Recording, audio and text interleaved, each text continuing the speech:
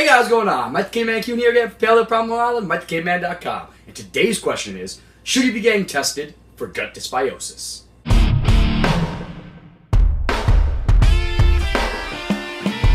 I'm the caveman. And the answer is, maybe. The reason being is that, is the cost of that testing worth the results you're going to get? Specifically today, we're talking about leaky gut and SIBO, or small intestinal bacterial overgrowth.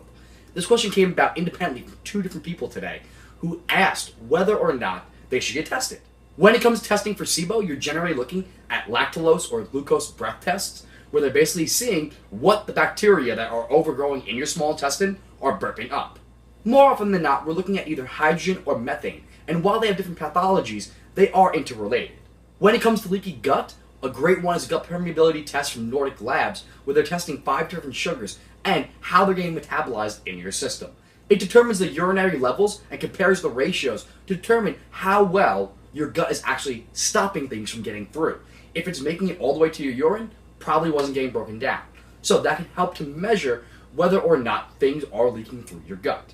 While in some cases it can be appropriate to have a more directed approach, if you're taking the steps to ensure the integrity of your gut lining and fostering a healthy microflora in your colon, then yeah, you should be able to get through those issues. So how do we do that? Well, we talked about it a couple times before, but I'll run through it quickly.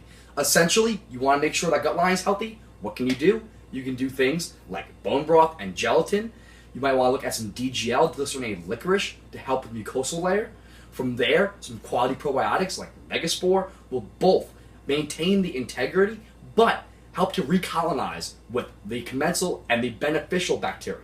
Those will help to crowd out the pathogenic ones. And you may want to consider a short-term usage of some herbal antimicrobials, things like the grapefruit seed extract, potentially some berberine or barberry, definitely some garlic, potentially some things like caprylic acid or just coconut oil and tea oil in general. And if we're talking specifically about SIBO, this is one of the few cases where I would consider talking to your doctor about pharmaceutical.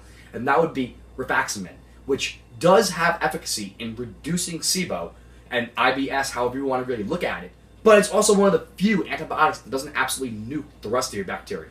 Either way, though, I'd still consider the herbals first, but have that in the back pocket. From there, some further digestive support through the use of systemic enzymes like Fibrenza, maybe some apple cider vinegar, potentially some ox bile and betaine HCl to really ensure that everything's getting broken down properly. Finally, definitely remove most of your refined carbohydrate intake, look to minimize or eliminate grains and legumes, and then, as you start to feel better, potentially reintroduce some resistant starch as a prebiotic fiber.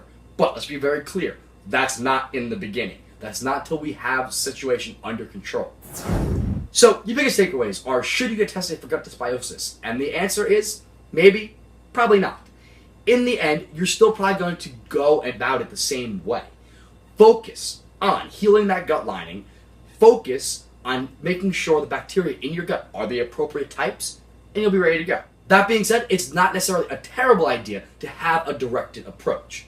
Either way, hopefully helped you out, guys. You know what to do. Like and subscribe down below. Share it with your friends. Head over to Instagram and Twitter and follow me at Mike the Caveman, over on Facebook at Paleo Problem Long Island, and of course, over at MikeTheCaveman.com. That being said, have a wonderful rest of your day. Take care of your gut, and I'll see you tomorrow. Answer is the microbiome. Now, we've talked about the importance of your gut bacteria.